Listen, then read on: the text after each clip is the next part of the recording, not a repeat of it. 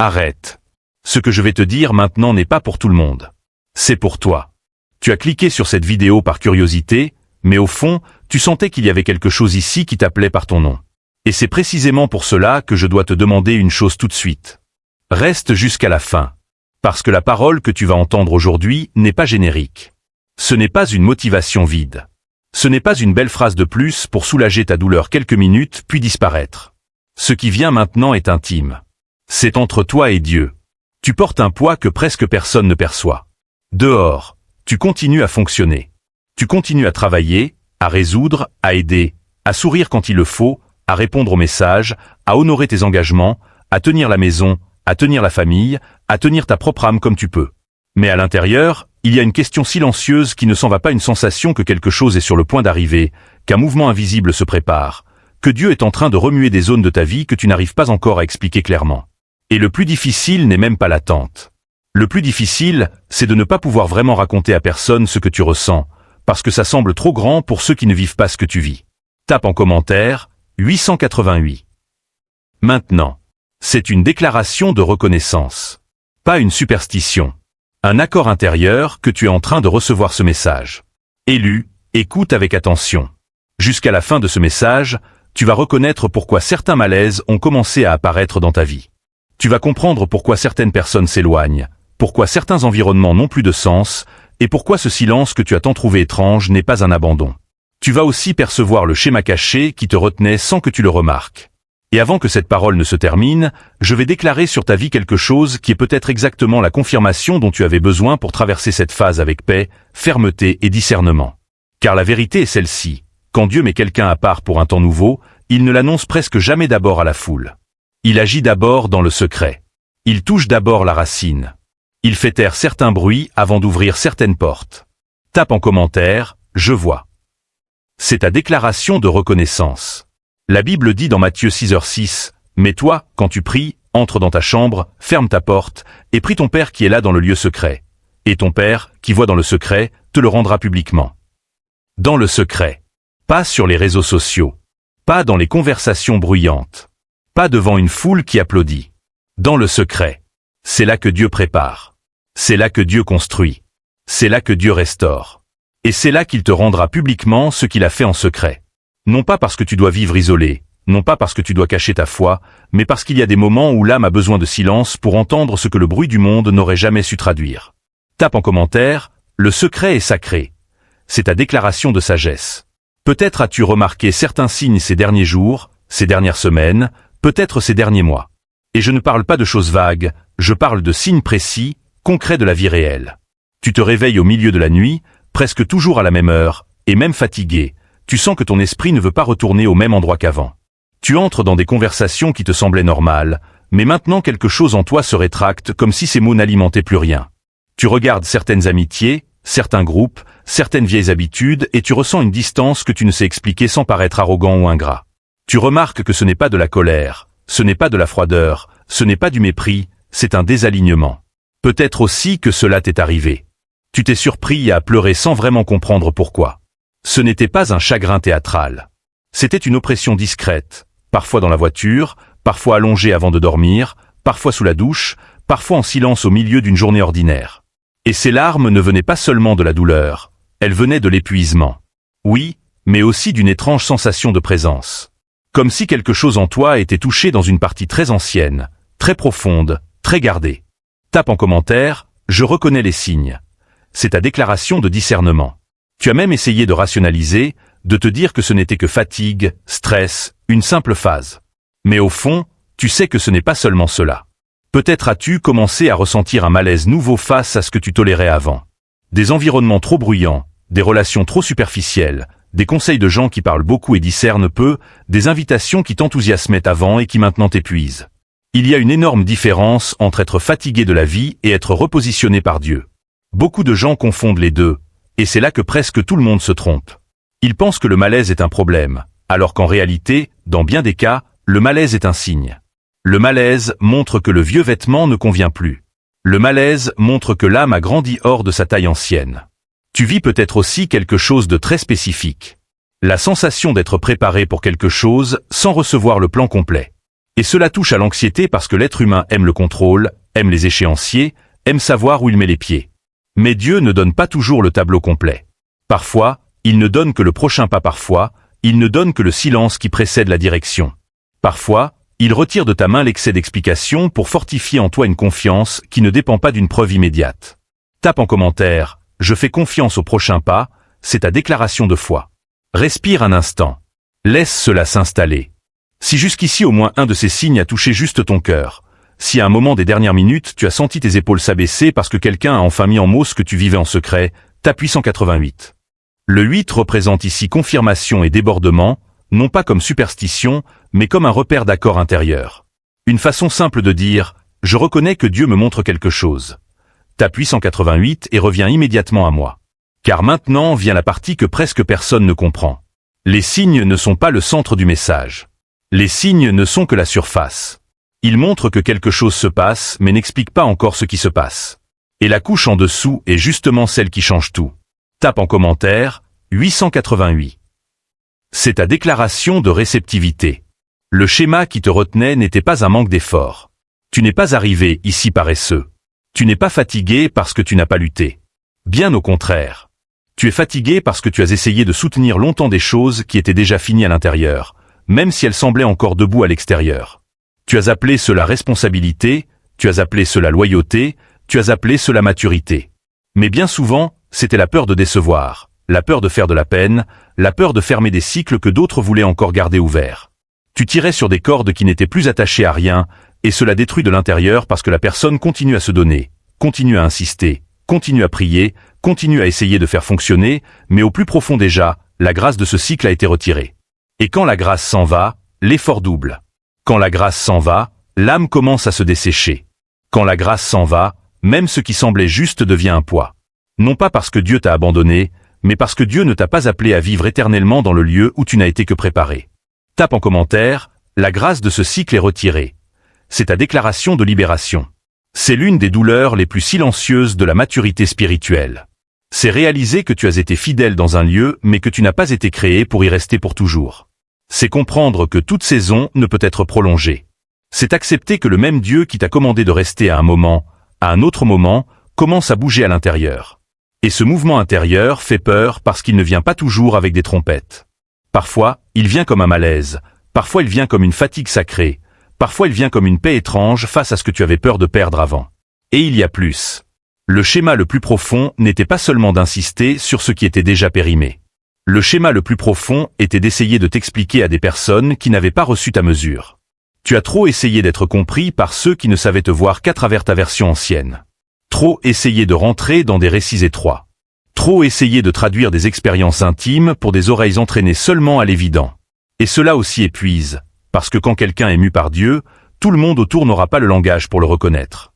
Certains appelleront exagération ce qui est discernement. Certains appelleront instabilité ce qui est transition. Certains appelleront froideur ce qui est consécration.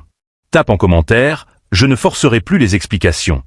C'est ta déclaration de paix. Mais reste avec moi, car la couche la plus profonde est encore plus importante. Ce qui t'arrive ressemble beaucoup à une graine dans l'obscurité. Et je veux que tu gardes cette image jusqu'à la fin. Une graine, quand elle est enterrée, semble perdue pour celui qui regarde de l'extérieur. Elle semble recouverte, cachée, oubliée. Celui qui ne comprend pas le processus imagine qu'elle a été mise sous terre pour disparaître. Mais celui qui comprend sait que l'obscurité de la terre n'est pas la fin de la graine, c'est l'environnement de la transformation. C'est là que la coque commence à céder. C'est là que la forme ancienne commence à se fissurer. C'est là que ce qui semblait intact à l'extérieur finit par se rompre pour que la vie à l'intérieur trouve un passage. Tape en commentaire, je suis une graine dans l'obscurité. C'est ta déclaration de foi. Tu trouves l'obscurité étrange parce que personne n'aime la phase où il n'y a pas d'applaudissements, pas de panneaux, pas de belles légendes, pas d'explications toutes prêtes. Seulement, la graine ne négocie pas avec l'obscurité, elle traverse l'obscurité. Et elle ne la traverse pas parce qu'elle aime la pression de la terre, elle la traverse parce qu'en elle il y a un commandement de vie plus grand que le poids qui pèse sur elle. C'est ce que j'ai besoin que tu comprennes aujourd'hui. Le poids qui pèse sur toi n'est pas plus grand que la vie que Dieu a mise à l'intérieur de toi. Et remarque comme cela change tout. Peut-être regardais-tu ce moment de ta vie comme si tu étais en retard, comme si quelque chose avait mal tourné, comme si tout ce silence était un signe de stagnation. Mais la graine enterrée n'est pas immobile. Elle travaille hors de la vue. Sa croissance ne commence pas à la surface. Sa croissance commence dans le secret. Avant de monter, elle s'enfonce. Avant d'apparaître, elle prend racine. Avant d'être vue, elle s'ancre. Tape en commentaire, ma racine s'étend dans le secret. C'est ta déclaration de croissance. Et une grande partie de ton angoisse venait de vouloir mesurer le progrès seulement par ce que les autres pouvaient remarquer. Non, ce que Dieu fait maintenant en toi n'a pas besoin de témoins humains pour être réel. Toute œuvre sainte n'est pas publique au début. Toute préparation ne sera pas applaudie. Tout changement ne viendra pas avec une compréhension collective. Il y a des processus qui sont sacrés précisément parce qu'ils mûrissent loin du bruit, loin de la précipitation, loin du besoin de prouver. Une graine ne demande pas la permission pour briser sa propre coque. Elle répond seulement à l'appel de la vie. Peut-être que ce qui t'a le plus fait souffrir a été cela. Sentir que tu étais brisé sans comprendre que tu étais ouvert. Sentir que quelque chose finissait sans réaliser que quelque chose naissait. Sentir la perte de la forme ancienne et appeler cela échec alors que c'était le début de la libération. Car la coque protège. Oui. Mais elle limite aussi. Il y a eu des phases de ta vie où cette coque était nécessaire. Cette image, ce rythme, cette manière de fonctionner, cette tolérance, cette adaptation, tout cela t'a protégé. Seulement ce qui t'a protégé un jour peut aussi devenir ce qui t'empêche un autre. Et Dieu t'aime trop pour te laisser vivre prisonnier d'une version ancienne de toi-même simplement parce qu'elle t'a aidé à survivre un jour. Tape en commentaire, je cède la coque ancienne. C'est ta déclaration de libération. Écoute cela de toute ton âme. Tout ce qui se fissure en toi n'est pas destruction. Beaucoup est libération. Tout ce qui se tait autour de toi n'est pas perte. Beaucoup est gage du bruit. Toute solitude de cette phase n'est pas rejet. Beaucoup est mis à part pour la clarté. C'est le point où beaucoup abandonnent parce qu'ils interprètent l'obscurité comme abandon. Mais l'obscurité de la graine n'est pas abandon. C'est la gestation. Tape en commentaire, l'obscurité est une gestation. C'est ta déclaration de foi. Et ici, il y a une révélation qui peut changer la manière dont tu vois les derniers mois de ta vie.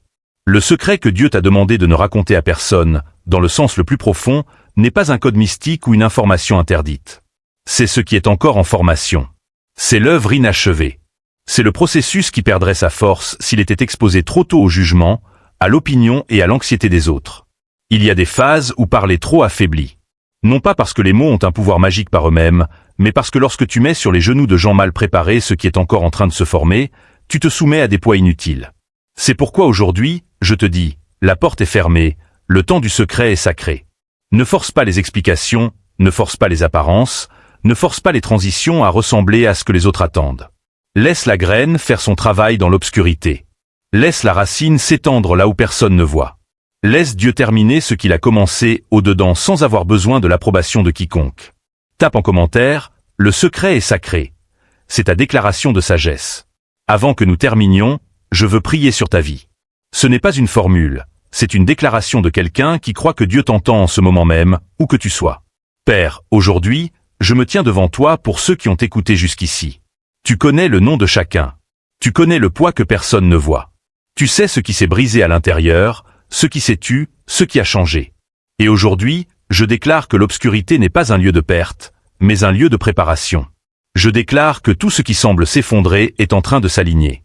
Je déclare que la force qui manque sera fournie. La direction qui tarde viendra au moment juste. Les personnes qui partent ne sont pas une perte, elles sont une filtration divine. Et ce qui reste, ce qui résiste, ce qui persiste dans le secret de ton travail, portera du fruit en son temps. Je libère la paix sur celui qui écoute. Une paix qui dépasse la compréhension et qui garde le cœur et l'esprit en toi. Amen. Tape en commentaire, prière reçue. C'est ta déclaration de réceptivité. Maintenant, tu peux ouvrir les yeux, tu peux souffler et tu peux continuer ta journée avec la certitude que tu n'es pas perdu. Tu es juste en train d'être préparé. Et la préparation la plus silencieuse est souvent celle qui précède la plus grande libération. Va en paix. Tape en commentaire, je suis en préparation. C'est ta déclaration de foi. Il y a des promesses qui mûrissent mieux dans le silence. Il y a des directions qui gagnent en netteté dans le retrait. Il y a une guérison qui commence quand tu cesses de transformer chaque expérience intime en récit public. Tu n'as pas besoin de raconter à tout le monde chaque mouvement que Dieu est en train de traiter à l'intérieur de toi. Il y a des choses qui doivent être gardées, non par peur, mais par révérence. Non par paranoïa, mais par sagesse. Non par isolement, mais par protection du processus. Arrête-toi là-dessus un instant. Laisse cette image se poser en toi. Si quelque chose s'est scellé là à l'intérieur maintenant, si l'image de la semence dans l'obscurité a trouvé en toi un endroit que les mots ordinaires n'atteignaient plus, tape « Je vois ». Laisse cette reconnaissance s'ancrer. Le fait d'écrire ces deux mots marque en toi ce qui vient d'être reconnu. Tape en commentaire « Je vois ». C'est ta déclaration de reconnaissance. Tape « Je vois » et reviens immédiatement à moi, parce qu'à présent la solution doit être comprise de la bonne manière, et je veux faire attention à cela. La solution, ce n'est pas que tu sortes de cette vidéo désespéré de faire 20 choses, de prouver quoi que ce soit, de courir après des signes, de surveiller chaque détail de ta vie avec une anxiété spirituelle, ou de transformer ce message en fardeau. Non, la solution, c'est le retour. La solution, c'est le souvenir.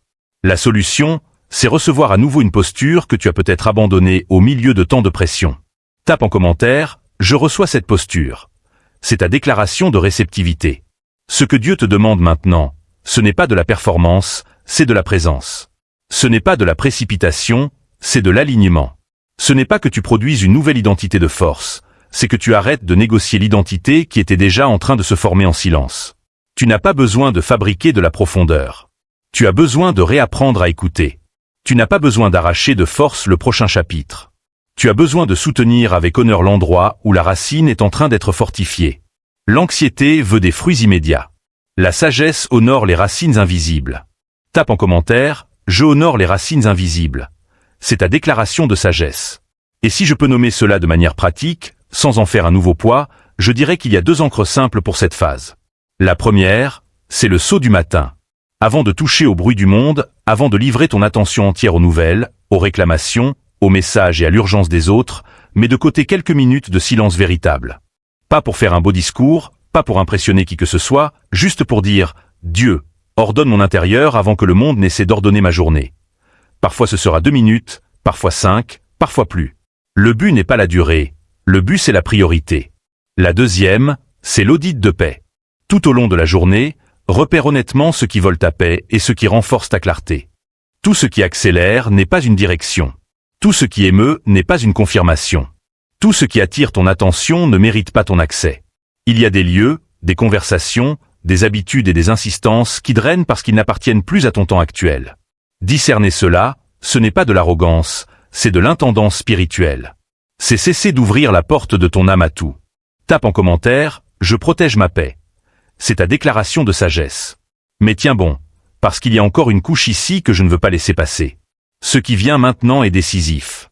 Parfois, tu penses que tu attends que Dieu parle, alors qu'en réalité Dieu parle déjà par le réarrangement de ta vie, par la perte de goût pour certaines choses, par l'interruption de certaines routes, par l'inquiétude qui ne te laisse plus dormir comme avant, par la paix inattendue face à ce que tu as un jour eu peur de perdre. La voix de Dieu n'arrive pas toujours comme une phrase audible. Souvent, elle arrive comme un réalignement. Elle arrive comme un changement d'appétit. Elle arrive comme un sain inconfort. Elle arrive comme une porte intérieure qui se ferme pour qu'une autre plus profonde commence à s'ouvrir. C'est pour cela que la miniature dit « Ce qui vient maintenant, c'est seulement entre toi et Dieu ».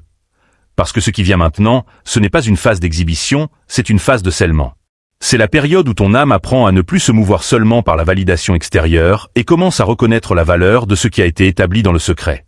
Tape en commentaire « Je reconnais la valeur du secret ». C'est ta déclaration de sagesse.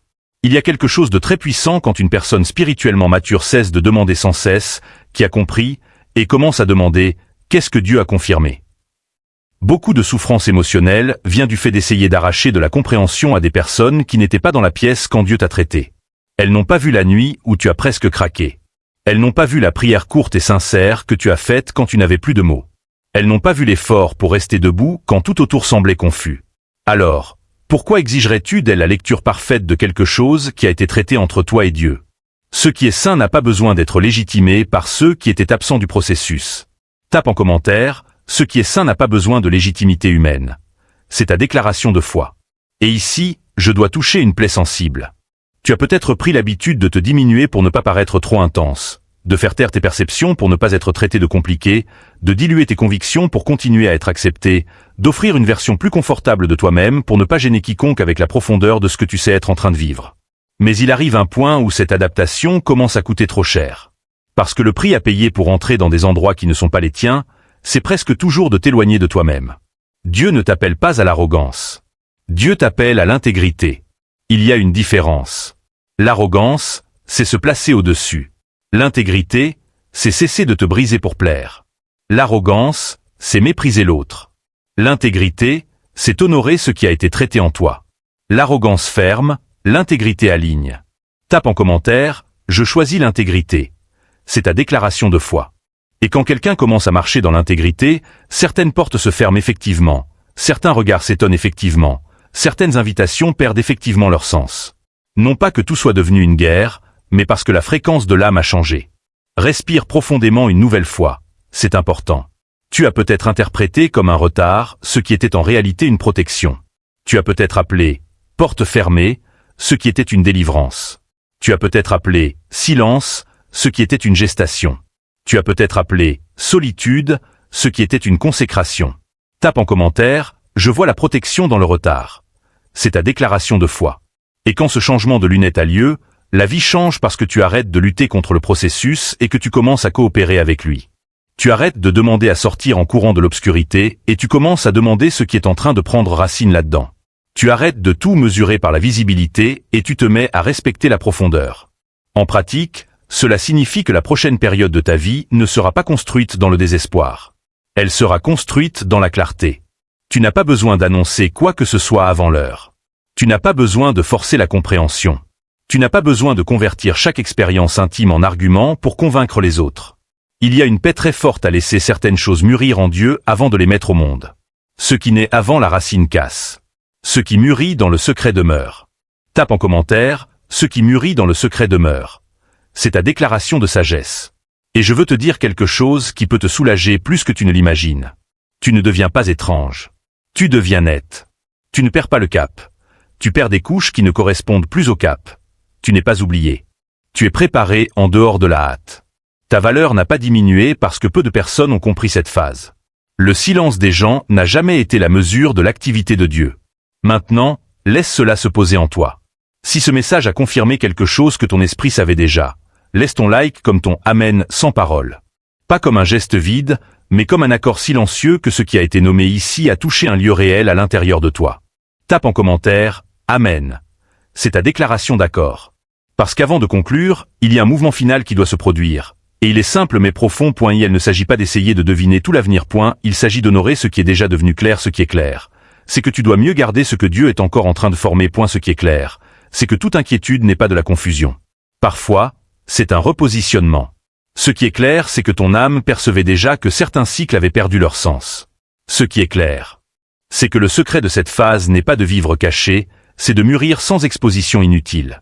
Et c'est exactement là que beaucoup de gens sentent le poids quitter leur poitrine, parce qu'ils comprennent enfin qu'ils n'échouent pas en n'ayant pas toutes les réponses. Il y a des saisons où avoir la bonne question fait déjà partie de la réponse. Il y a des saisons où le plus grand signe de maturité n'est pas de savoir tout expliquer, mais de savoir soutenir avec foi ce qui est encore en formation. Tu n'as pas besoin de te précipiter pour t'épanouir devant les bons yeux. La racine ne rivalise pas avec la surface, elle la soutient. Tape en commentaire, je soutiens ce qui est en formation. C'est ta déclaration de foi. Maintenant, je veux que tu remarques une chose à la fois très humaine et très spirituelle. Pendant que je parlais, quelqu'un est venu à ton esprit. Peut-être une personne discrètement fatiguée, peut-être quelqu'un qui essaie de rester forte à l'extérieur, mais qui à l'intérieur ne sait déjà plus comment continuer de la même manière. Peut-être une personne sensible, réservée, qui portait plus qu'elle ne montre et qui ne se sent presque jamais vraiment comprise. Si ce visage est apparu dans ton esprit maintenant, envoie ce message à cette personne. Pas comme une simple recommandation, mais comme un soin, comme une transmission, comme quelqu'un qui dit « J'ai trouvé quelque chose qui peut t'atteindre dans la partie la plus silencieuse de toi ». Tape en commentaire « J'ai quelqu'un en tête ».